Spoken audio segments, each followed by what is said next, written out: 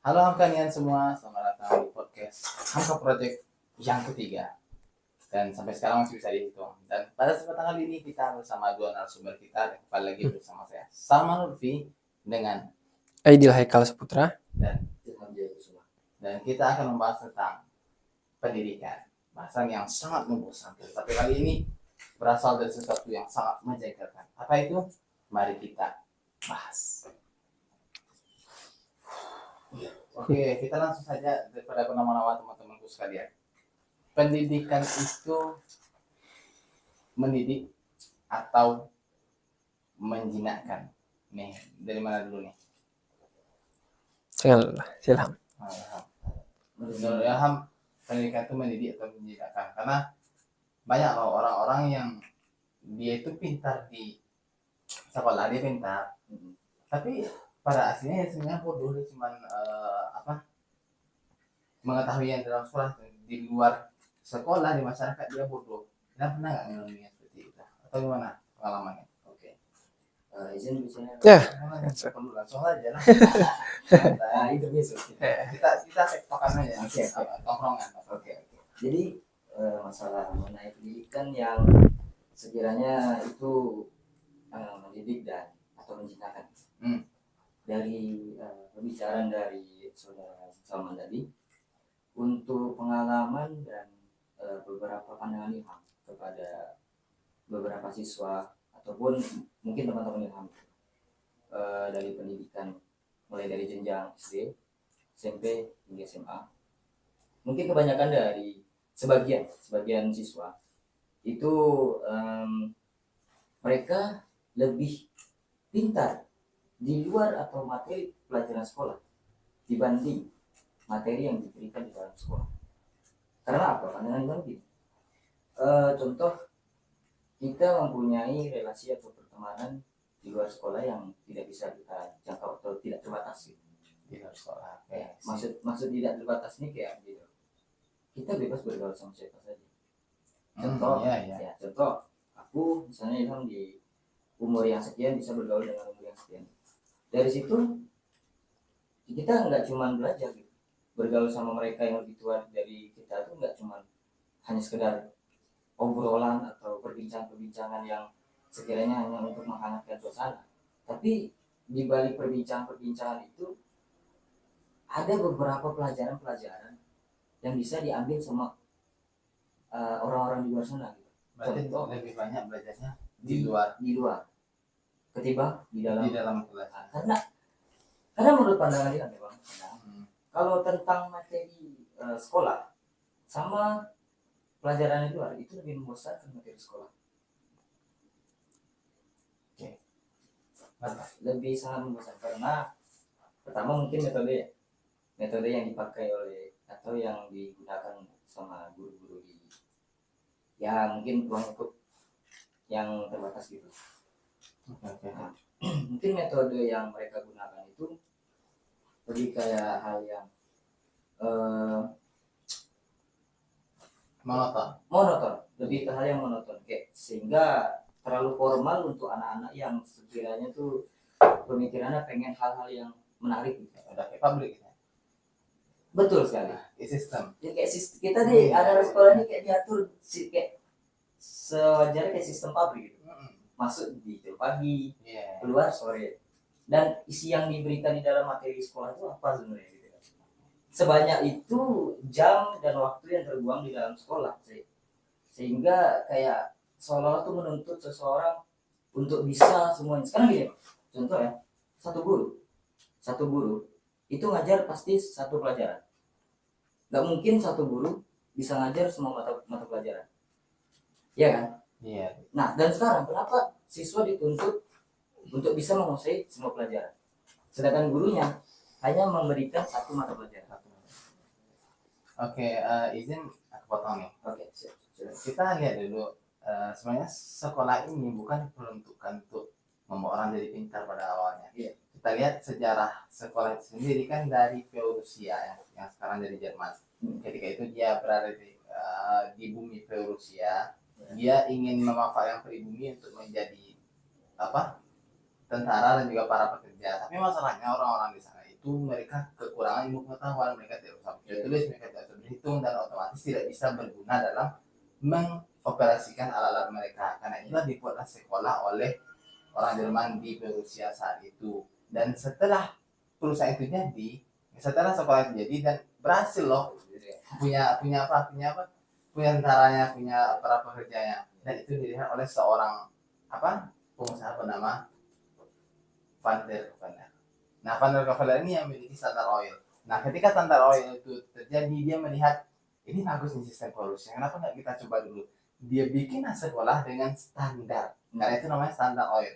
Jadi orang-orang ini dibikin pintar, tapi nggak pintar-pintar amat. Mereka bisa bekerja dengan baik dan benar. Berarti mereka yang terbaik di sistem, tapi mereka nggak akan bisa terbaik dari mereka, dari orang yang menciptakan sistemnya. Karena itu, karena pernah itu nyadar nggak? Kita kan tujuan kita sekolah apa? Jujur aja, buat ijazah. Ya, mendapatkan legitimasi. Iya, legitimasi.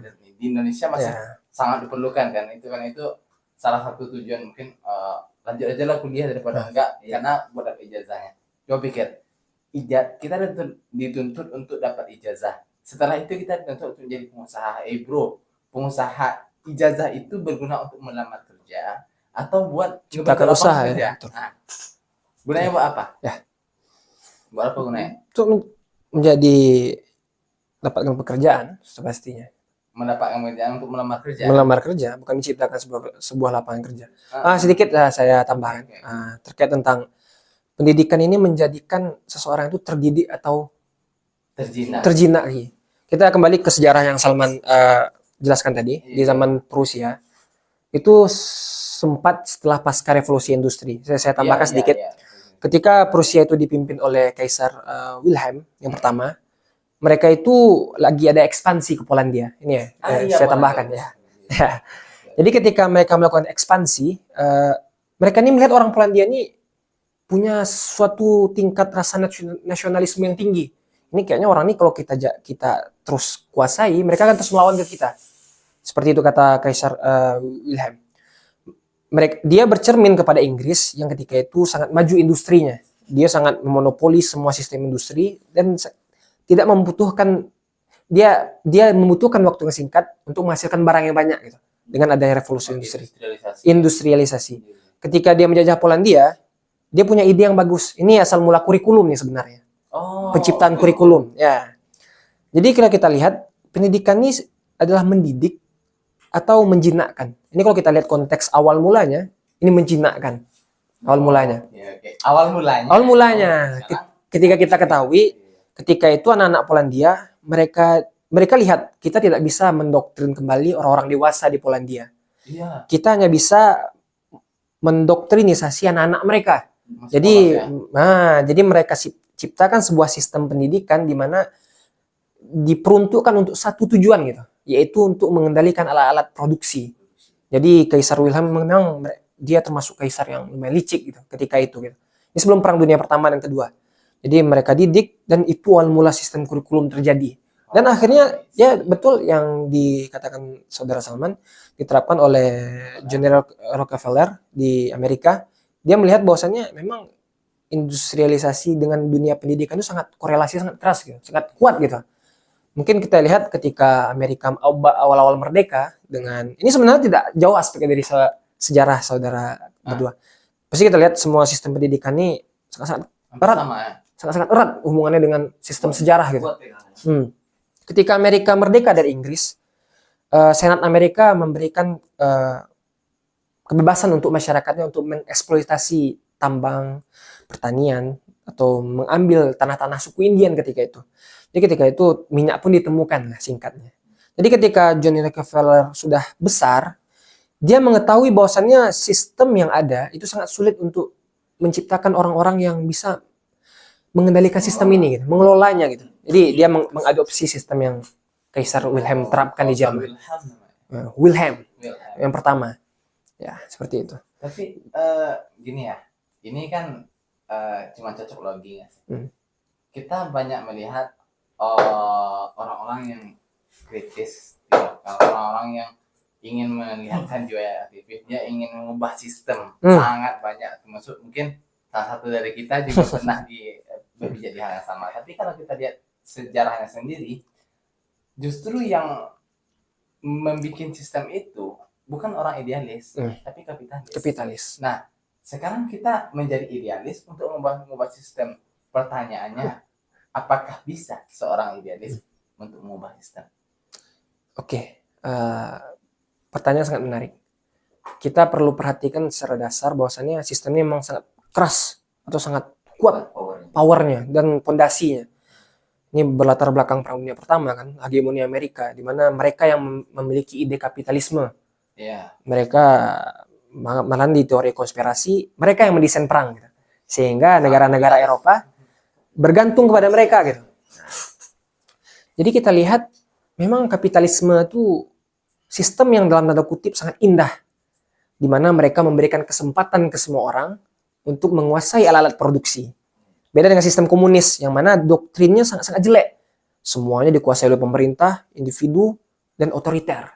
Nah, itu yang menyebabkan kita ketahui bahwasannya sistem kapitalis itu lebih dominan daripada sistem komunis.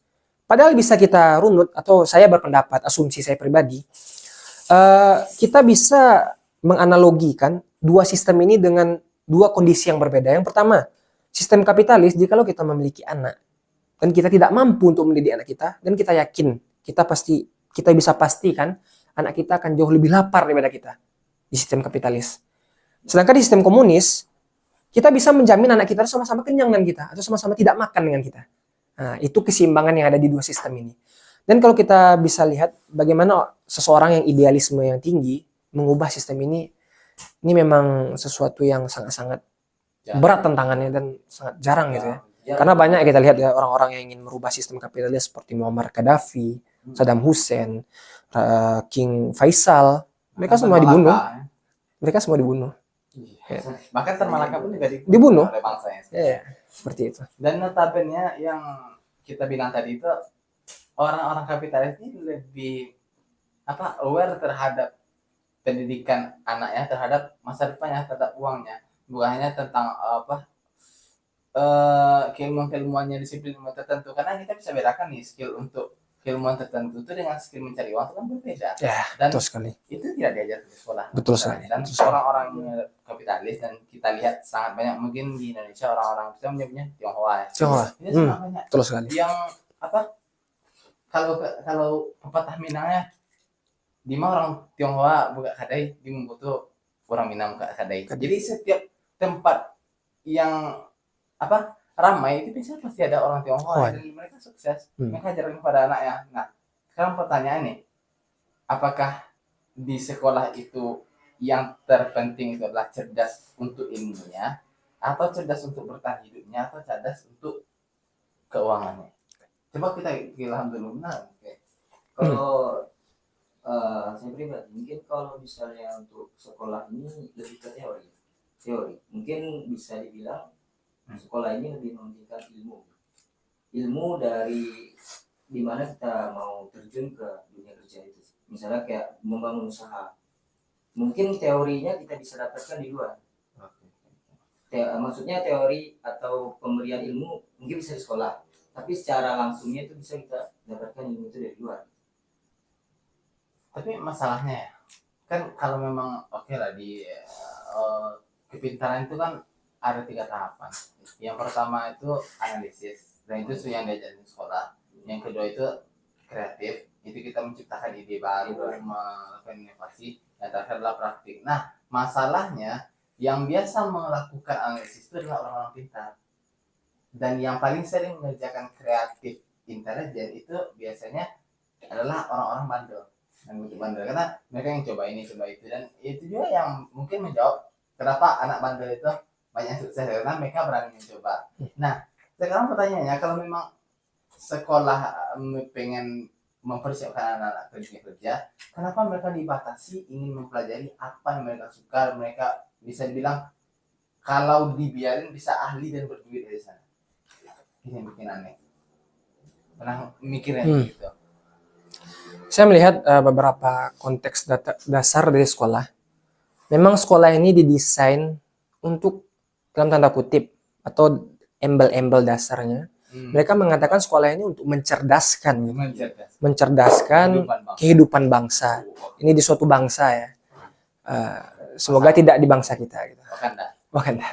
Jadi di bangsa ini punya visi di mana dalam tanda kutip mencerdaskan gitu. Tapi bisa kita lihat malah sekolah ini dia memberikan gap barrier antara siswa yang memiliki kemampuan lebih dibandingkan siswa yang hebat dalam teori sekolah atau mengikuti sistem dengan baik. Kita bisa lihat seperti anak-anak atau adik-adik kita yang sekolah kan. Mereka memiliki kemampuan seperti hebat critical thinking yang tinggi, mampu pemikiran tajam, tapi mereka dituntut untuk dipaksa mengikuti sistem yang ada. Kalau kamu tidak memiliki nilai standar, kamu tidak mendapatkan sesuatu yang kamu harapkan. Sama seperti kemarin, seperti tadi yang dibilang sama Mas Salman. Sekolah ini menuntut kita untuk kita, apa sekolah ini seperti pabrik? Menuntut kita untuk menjadi bagian dari pabrik. Bagian dari pabrik. Sebab kayak tadi yang dibilang oleh Bang gitu. Kita kayak dituntut gitu, dipaksa untuk mengikuti sistem yang ada di sekolah. Jadi ruang lingkup anak-anak yang mempunyai pemikiran yang kritis itu terbatas gitu, terbatas, dan jadinya itu yang membuat mereka tuh tidak bisa berkembang, mempunyai kreatif yang lainnya. Kenapa anak bandel tuh bisa dia lebih berkembang daripada anak yang pintar? Karena mereka berani mencoba, berani menantang sistem, mereka berani mencoba, berani gagal, dan berani juga mengambil risiko dari menantang sistem itu. Dan biasanya anak-anak yang pengen mencoba hal-hal lain ini biasanya tuh dicekal, bahkan saya sendiri pernah dibungkam gitu. Diberi stereotip jelek lah ya. Ditahan gitu. Kita nggak bisa menyalahkan juga karena bisa dibilang mereka menjual itu yang mereka jual pada market gitu, dan kita bisa dibilang dia yang mengatakan kita bukan target pasarnya kok kita di sini gitu, tapi kita nggak bisa mengecek itu juga karena kan hak kita yang sudah membayar di sana, hak kita sudah belajar di sana, seharusnya kita mendapatkan pendidikan yang layak. Nah ini barometer pendidikan itu layak atau enggaknya gimana? Apakah dari fasilitas atau dari skill guru atau dari kurikulum? Dari mana? Kalau menurut saya standar minimum dari sebuah sistem pendidikan itu baik atau tidak itu adalah kuncinya kebebasan. Menurut saya, yang pertama. Ini saya akan jelaskan maksud kebebasan. Di sini bukan kebebasan yang dimana kita memberikan kebebasan, oh kamu bebas tidak pakai baju, tidak, bukan seperti itu. Tapi ini kebebasan di mana kita memberikan kesempatan kepada setiap murid untuk mempertanyakan apa yang dia mampu dari dirinya gitu. Kita lihat di negara-negara Skandinavia seperti Finlandia, Swedia, Norwegia, atau negara-negara Asia Timur, China, Korea, Jepang, mereka itu tidak memaksa muridnya dalam tanda kutip untuk mengikuti suatu kurikulum yang terstruktur dengan sistematis gitu, kayak kamu harus gini sehingga kamu harus gini. Jadi ya mereka punya kesempatan atau bahasanya itu dari mereka kecil mereka sudah dikasih mau jurusan apa gitu bahasanya. Mereka dari kecil mereka mau seni, mereka mau musik, mereka mau bela diri, mereka mau atlet. Jadi mereka dari kecil sudah memang dididik. Kita tahu di China tuh punya semua gudang akademi, dari akademi raket, akademi bola, akademi bola diri, akademi musik. Mereka menyediakan di mana anak-anak bisa memilih gitu. Sudah kayak ibu aku mau ke sini, ibu aku mau ke sana. Jadi kalau kita lihat sistem negara kita, ini mungkin bisa dibenahi untuk pemerintah yang kami pilih atas kesadaran yang penuh agar coba sadar ya. Ya, maksudnya coba difikirkan lagi untuk bagaimana kurikulum ini bisa ideal untuk semua bangsa. Mungkin begitu menurut saya, sistem yang ideal di mana memang kebebasan kita berikan kepada murid gitu. Apa yang mereka mau. Dalam tanda kutip kita tetap mengontrol setiap tindakan mereka gitu. Terakhir nih buat pertanyaan closing lah. Sekolah ini buat apa dan buat siapa sih sebenarnya? Endgame-nya sekolah ini yang teman-teman pikirin tuh kemana gitu? Tadi siapa? Si Ilham belum ya? Yang sistem ideal? Gimana? Sistem ideal? Ya, gimana pendidikan yang ideal? Udah belum? Belum ya? Belum ada. Sebagai ya sekaligus jawab sekolah ini ya. Siapa ya, dan untuk apa sebenarnya? Sama ke sistem apa media? Yang ideal. maksudnya dari sistem pendidikan yang ideal ini, sebagian murid mungkin dituntut kayak yang dibilang sama Bang Idil. Bang itu tadi, mungkin dituntut untuk apa namanya?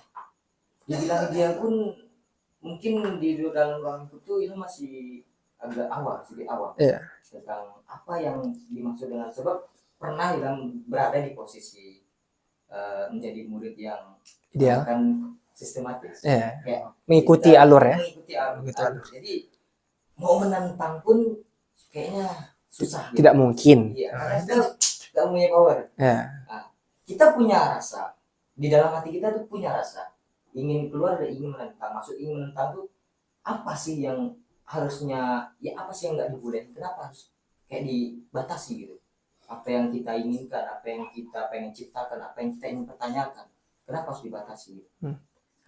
Kadang pernah saya bertemu dengan guru, mungkin di situ kan dikasih sesi pertanyaan gitu, saya mengambil pertanyaan yang agak sedikit mungkin bisa dibilang agak kritis gitu. Tapi guru ini lebih memilih untuk membentangkan pertanyaan saya gitu, dibanding menjawab.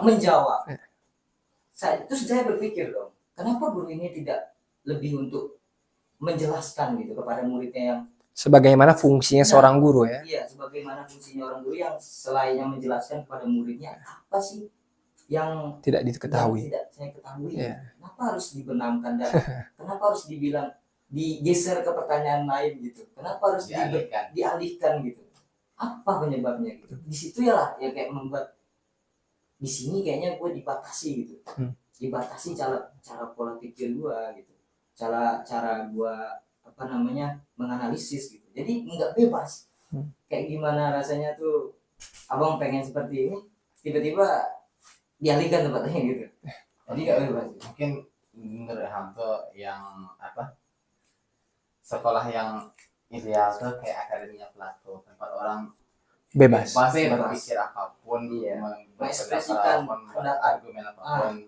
Mungkin takarannya siapa yang bisa menggunakan argumen lebih baik, argumennya diterima. Iya. Seperti itu. Oke, terakhir deh sebelum kita tutup, role model teman-teman di pendidikan apa sih? Kita dari ID dulu. Oke, jujur kalau secara strata yang paling tinggi sudah pastilah Nabi Muhammad ya dalam sistem pendidikan. Karena beliau pun ditulis oleh Michael Hart kan, dalam 100 orang yang paling berpengaruh. Beliau diterapkan di orang pertama, yang kedua Isaac Newton, yang ketiga baru Yesus gitu. Ketika itu semua orang bertanya kenapa Yesus yang ketiga, padahal Kristen yang paling banyak di dunia gitu. Tapi karena pengaruh beliau, Nabi Muhammad, karena satu hijrah yang beliau lakukan, dunia berubah 360 derajat. Mungkin itu yang pertama. Terus yang kalau yang di dunia modern atau pasca Renaissance lah ya, atau abad 15 ke bawah, seseorang yang saya jadikan role model dalam dunia pendidikan, siapa ya? Yang sangat-sangat saya agungkan dalam pemikiran, struktur kerangka menganalisis. Mama Atta? Enggak. Mama Atta saya tidak terlalu kenal. Walaupun beliau orang Sumbar ya, orang Minangkabau ya. Siapa ya? Belum ketemu. Tidak mungkin. Bukan. Siapa ya? Atau dari Ilham lah dulu. Siapa juga berpikir. Kalau aku mungkin bisa melihat dari Bu Yangga. Bisa berbasis kepada beliau, karena gimana caranya beliau memperjuangkan pendidikan terutama, terus ilmu-ilmu yang beliau berikan, terus perjuangan beliau mempertahankan idealisme Minangkabau itu kayak membuat saya, wah ini orang yang jujur kalau untuk role model, kalau bagaimana orang itu berpengaruh banyak sih sebenarnya, kayak seperti Joseph Stalin yang dia mempengaruhi Uni Soviet kan, kayak Adolf Hitler. Kita tahu Adolf Hitler, maaf teman-teman, Adolf Hitler ini memang kita tahu dia seorang diktator yang memang sangat kejam, mengacaukan dan lain-lainnya. Tapi kita lihat bagaimana dia mempengaruhi nasionalisme bangsa Jerman ketika itu. Dia sangat-sangat berpengaruh. Banyak sih, kayak Hirohito juga kan, Xi Jinping, siapa? Presiden pertama itu, China.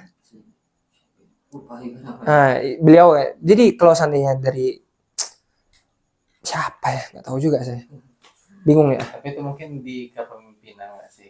Iya, kepemimpinan sih ya. Karena aku pribadi, soalnya seperti yang kita bahas tadi, role model itu di pendidikan itu John dan Kavara.